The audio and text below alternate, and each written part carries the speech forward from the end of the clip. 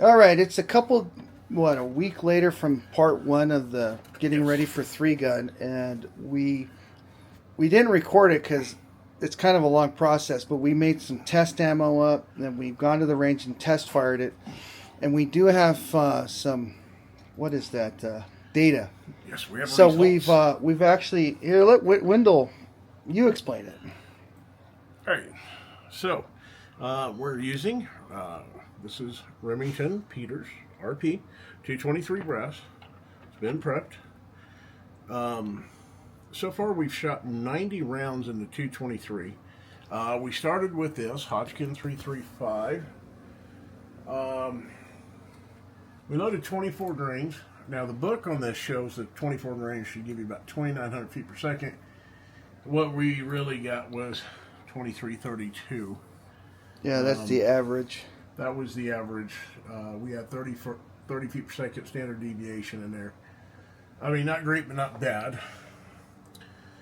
This is the 90 grain arrow match bullet. So we came back to the drawing board looking to see if we could do a little better on velocity.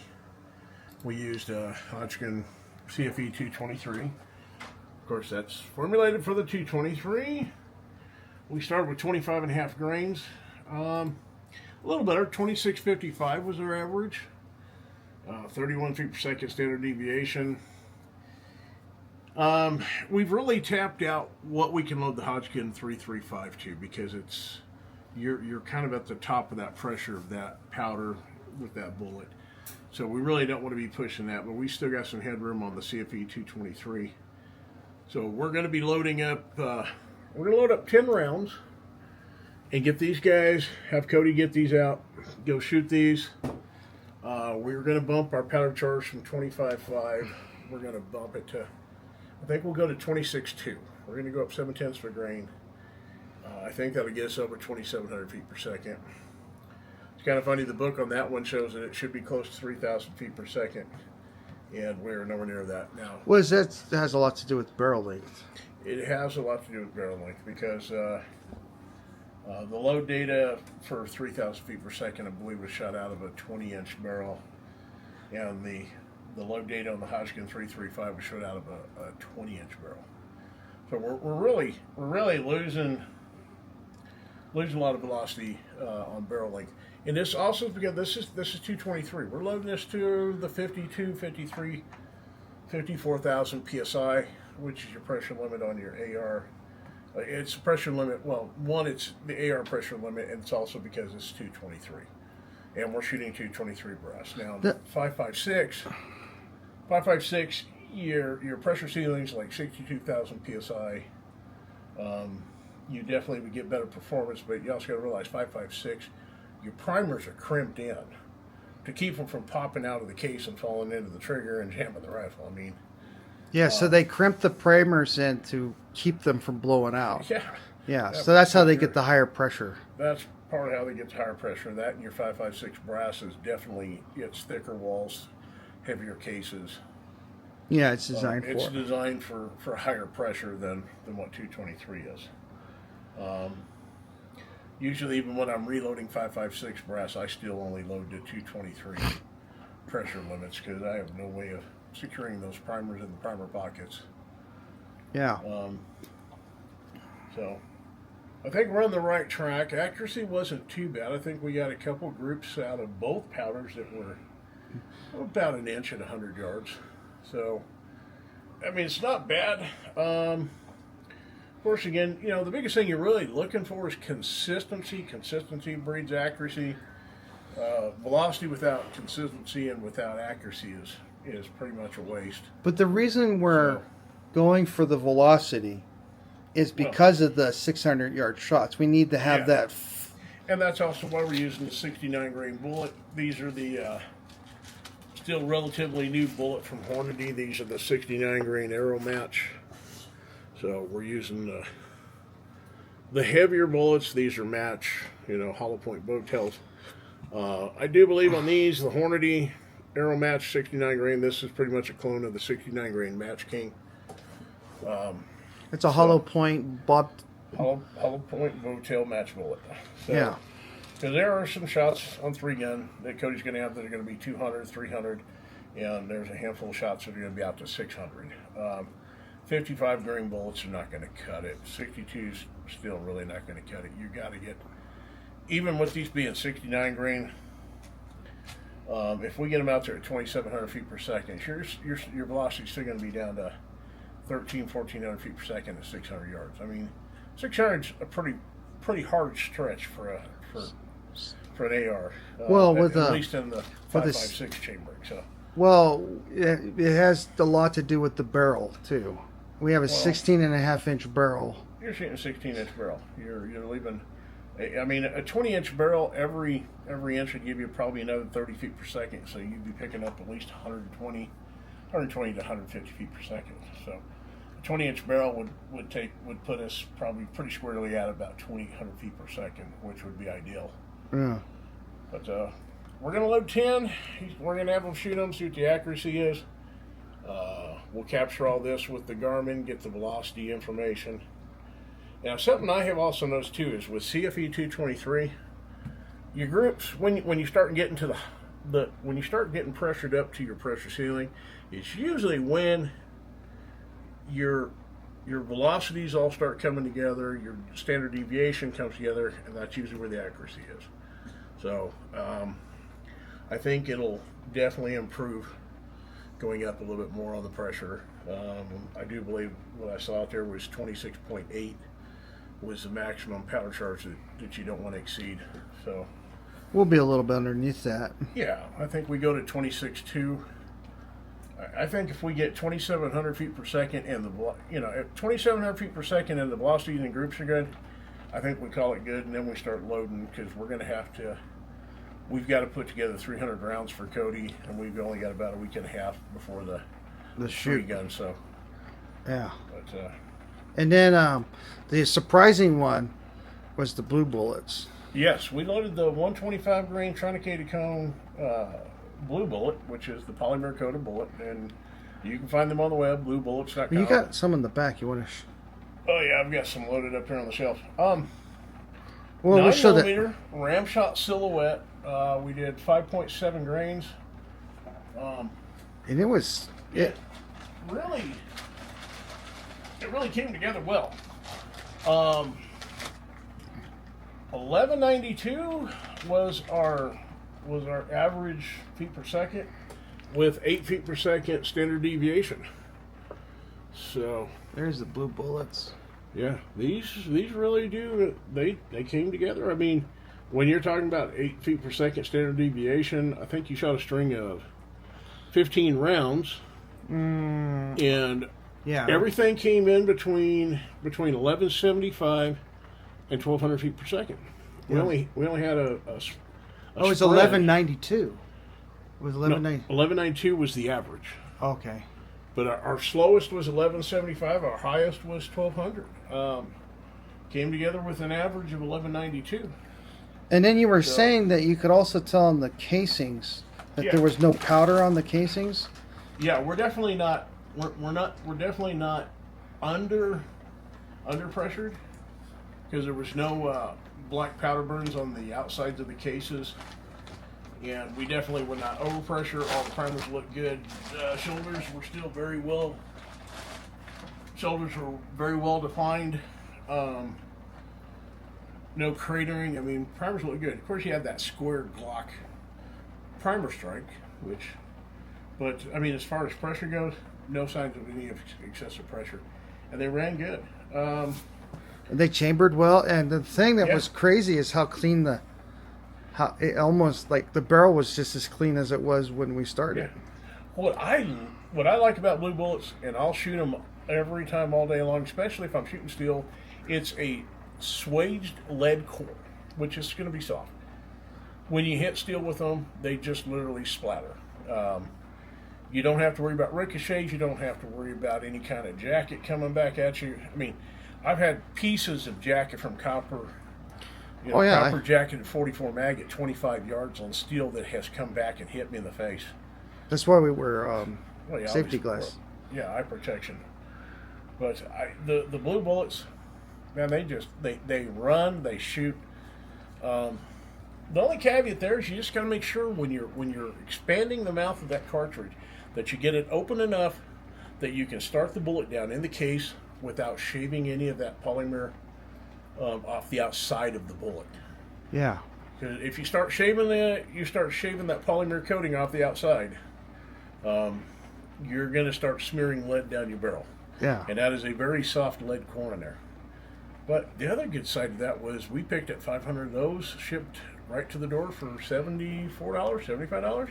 With shipping, yeah. With the shipping, I mean, it's you know, the pricing on it's pretty advantageous. So, especially if you're shooting high volume and you're shooting it, and I can't stress enough, if you're shooting steel, don't shoot jacketed, and really don't shoot full metal jacketed. Yeah. So blue bullets are really the ticket there, and it's great because you can load those at 38, 357, your 9, your 40, your 45. They have 44 Magnum, 46 Magnum. Yeah, 45. I don't know if 44. I would want to 44. put that in a 460 Magnum, but I'm not shooting that out of the 460 Smith & Wesson. I don't think it'd hold up to the velocities if you loaded it full power. yeah. But it's really, but I was but a I mean, 45 long Colt. You know, if you want a nice plinking round at 45 long Colt, man, that's the way to go. They also And make the 45 nice thing auto, yeah. The cleanup is what I like.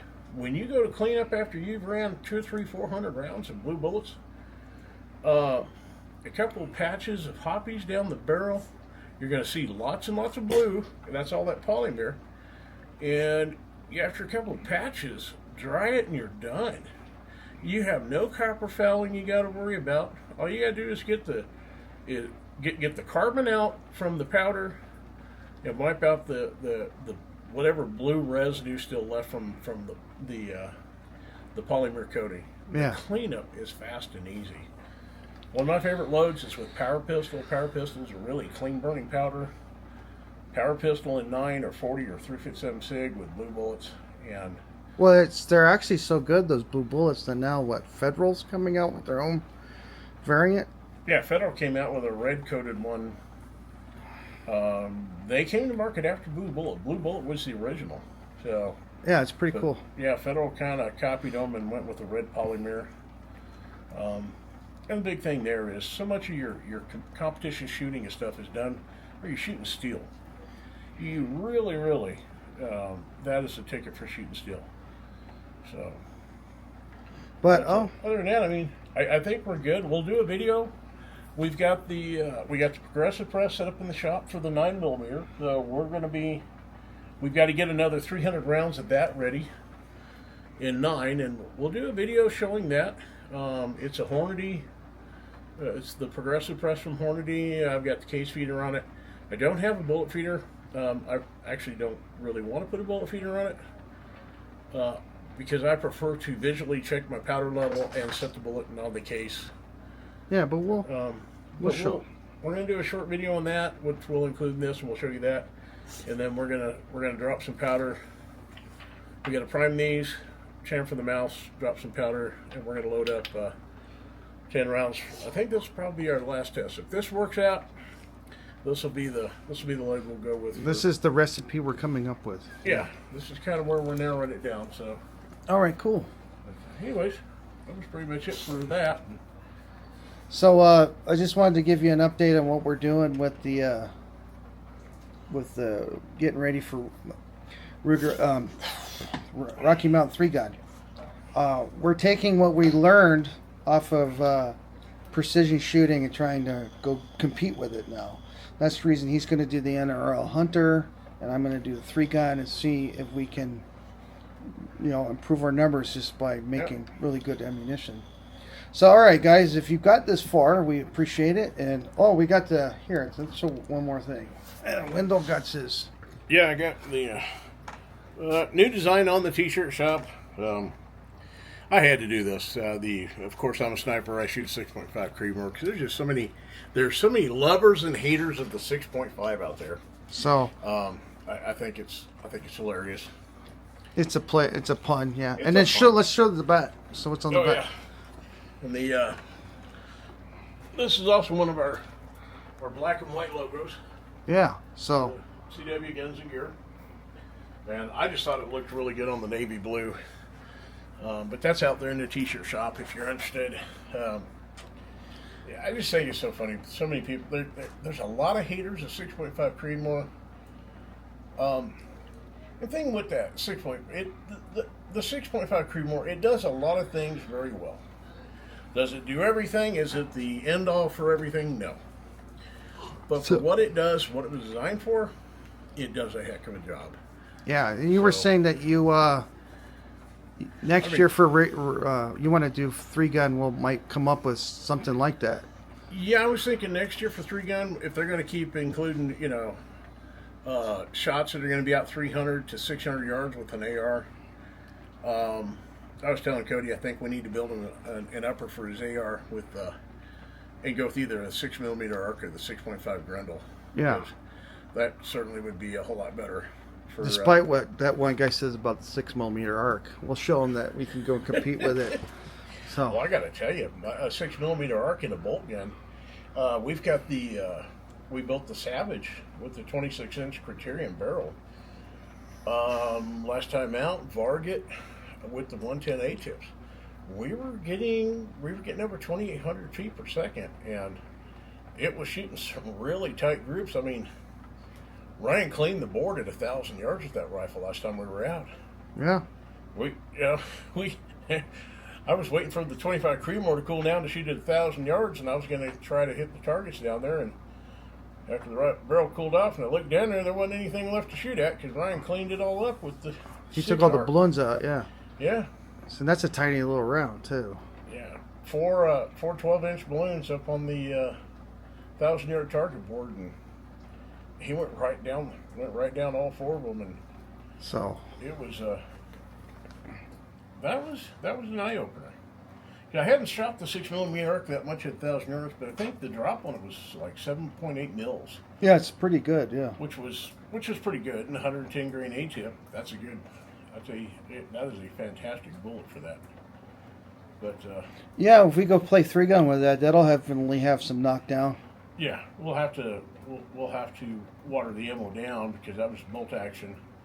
We'll have to come off that pressure some and probably lose about 150 feet per second. But still, if you're shooting 3-gun with a 6 arc, even if you're getting 2650, 2650 feet per second with that, you're talking about a bullet's got a 650 BC. I mean, first is the 0.339 or whatever, 0.339 BC.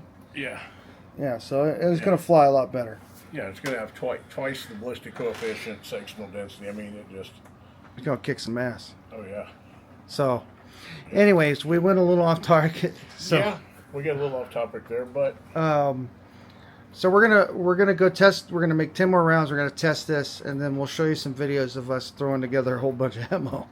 And then we've got once we get Cody past 3-gun, we've got a couple things that we want to try to get into. I think are going to be pretty interesting. We got the Ruger 1022 custom builds that are done, and we're going to take them out. We're going to be shooting those. We're going to do the battleship challenge with that. And we're also getting ready to start doing we're going to start some revolver series stuff. Well, the poll's still up.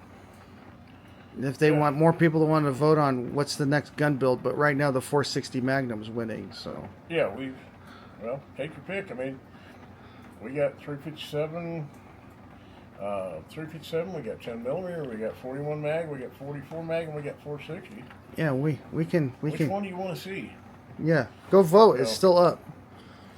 But other than that, yeah, we'll start doing some revolver series. Of course, I'm a big Smith & Wesson fan, so I got a whole bunch of Smith & Wessons.